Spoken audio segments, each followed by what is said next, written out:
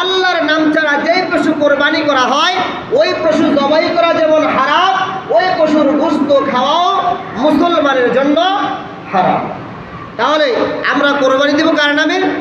আল্লাহর নামে। আমরা এটা বলবো যখন আমরা 6 ভাগ 7 ভাগে আমরা কোরবানি দেই, ওই বাগিদারদের পক্ষ থেকে, ওই বাগিদারদের এই 6 নামের এই 6 জনের পক্ষ থেকে আল্লাহর নামে কোরবানি দিলাম। আমাদের পক্ষ থেকে কার নামে?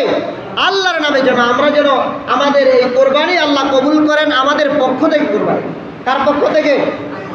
আমাদের পক্ষ থেকে আল্লাহর নামে। আমরা যখন কোরবানি দেই তখন আমরা কি বলি? বিসমিল্লাহি আল্লাহু আকবার। তারপরে একটা দোয়া আছে। কোরবানির কি আছে? দোয়া আছে। দোয়া পরে কোরবানি দেওয়া সুন্নাত। এটা খাস একটা কি সুন্নাত।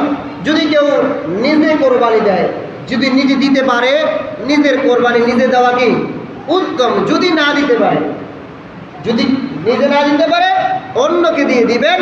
তবে কোরবানির সময় পশুর সামনে যারা ভাগিদার, যারা নেশাবে মালিক, যারা কোরবানি দিচ্ছেন, তারা ওই পশুর সামনে থাকাও একটা সুন্নাতের সওয়াব পাবেন। সুবহানাল্লাহ।